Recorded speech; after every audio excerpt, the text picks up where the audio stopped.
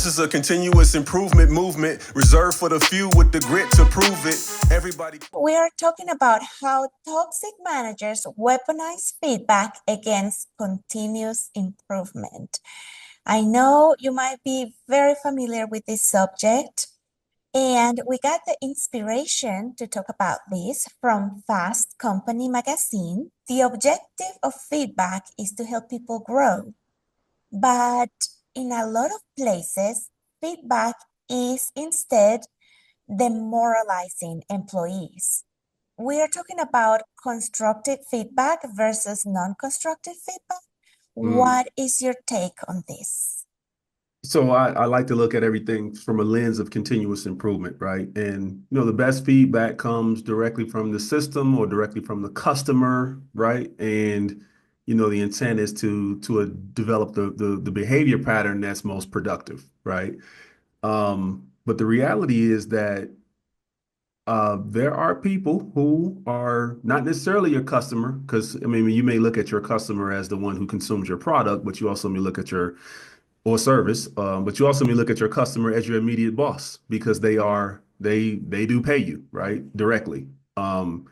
You may look at your customer as the one who takes your work and does the next step in the process. So there's often a level of confusion about who the customer is, especially when you work inside a company that's sometimes large and complex, and there's a lot of moving pieces. So, but I think at the core of the argument is, do people weaponize feedback? The answer is yes. And that's the reality of it. And if you're receiving feedback, how are you processing that information, right? Perhaps there's some argument that you could take something good from any feedback, and perhaps there's some truth to that. But there's also a reality that not everybody's your friend, right? Not everybody means to help you. And their behavior pattern, long before they gave feedback, gives you a good indication of if they're really acting in your best interest or they're there to hurt you. They want to hurt you, right? Are they your friend? Are they your foe, right? And if you trust that person, if that feedback is coming from a trusted source, that person has stuck their neck out to help you in many situations, and they got your back, that feedback is going to be received as, oh, this person's trying to help me again, because that's the behavior pattern they've shown, right? But if that person has done nothing good for you, everything they've done has worked against your interests, sometimes deliberately at you, sometimes indirectly hurting you. If they've shown that pattern and then they come and give you feedback, it's going to be received as, oh, here we go again. This person's here to hurt me again. So I think trust is a huge piece of the feedback puzzle. I agree. Trust is a huge, huge variable there. And the thing is that feedback, and frequent feedback at that, is considered like a very important thing to help employees grow within the organization. The problem comes when you have somebody giving constant feedback without that feedback being actionable, and then everything becomes an opportunity for improvement. So the receiving party starts feeling that they are never enough. And when you're not enough, you don't have the motivation to do good work. Yeah, and absolutely. And context matters as well, right? So, we can all agree that it's bad to physically harm someone, right? Generally bad. But if physically harming one person in order to save the lives of 10 people, most of us would then say, oh, maybe that's a good thing, right? Or there's some merit to it. So, context matters. So when we're giving frequent feedback, no context, oh, somebody said this and therefore you need to change, right? They don't even know the context of your behavior, right? Feedback should probably be a real two-way conversation. You did this, on the surface, it seems like it wasn't a productive thing to do. It's not a productive way to do it. You've done it a few times already. I've seen it. Why do you do that? What's going on that you feel like you need to do that, right? And let the person answer, right? Have a conversation.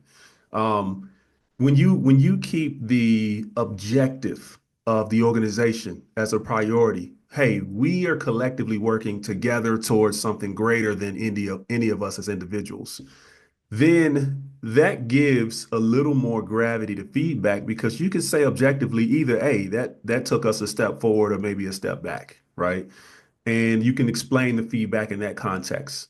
And that reinforces the purpose why we're here together and what we're trying to achieve together. And if we achieve that together, we all win. If we don't achieve that, we all lose, right? So when you put it as a, we thing, especially when you give feedback, but then open up the conversation to say, all right, what can I do to help?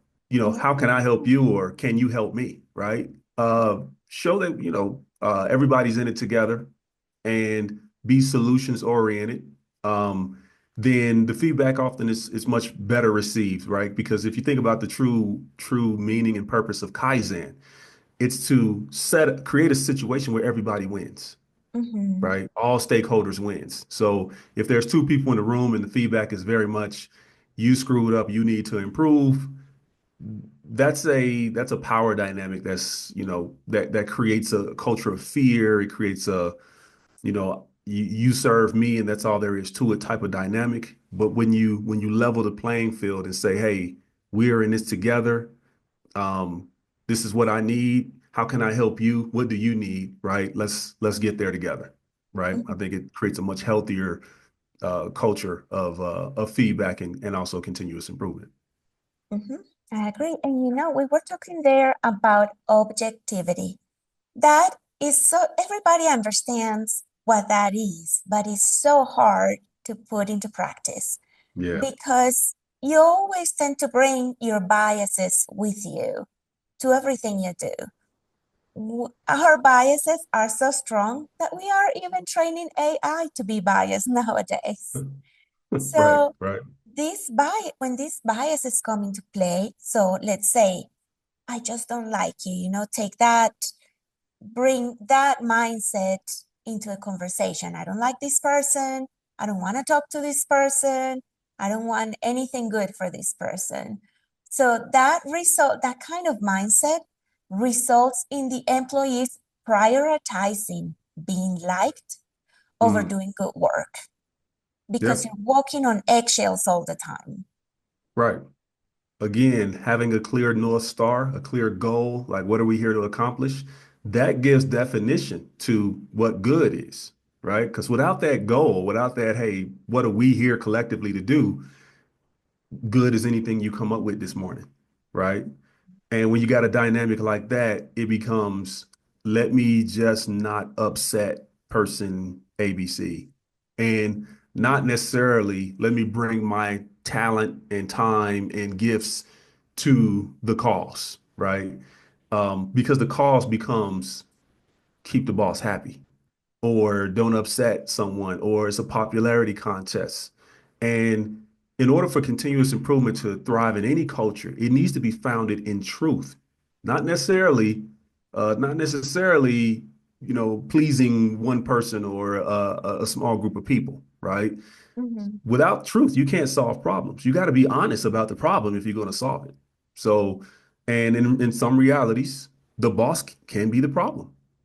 If you got a dynamic where the boss can't take feedback or can't handle the truth, as they said in A Few Good Men, can't handle the truth, you got a situation where continuous improvement will struggle to take hold.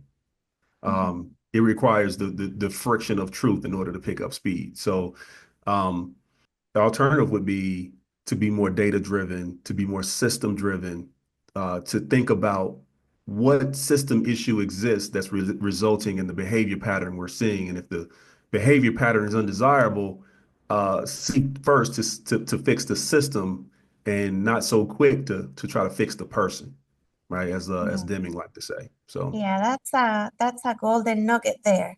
Focus on the system, not the person. We can say that enough.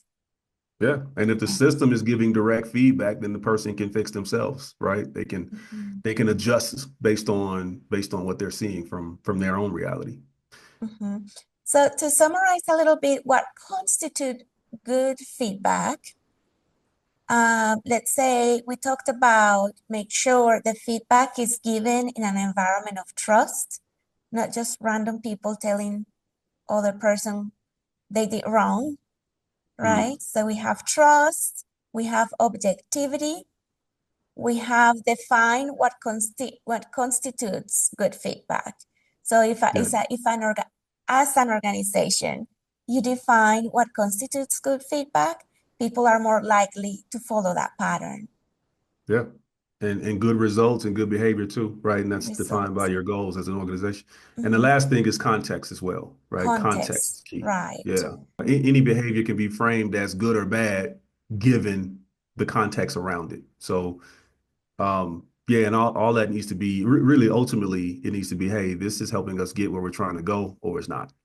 Right. And I will add to that one that make sure there is a path for improvement, not just give a feedback that leave people thinking like, what am I supposed to do with that? I would love to hear your thoughts on this subject in the comments. Thank you for listening. Let's get better every day. Enjoy your weekend, and we'll see you again on Monday. For daily news on operational excellence and how it relates to current events, check us out on the Ticket to Freedom podcast. Simply subscribe to our YouTube channel and stay up to date on the latest developments in continuous improvement.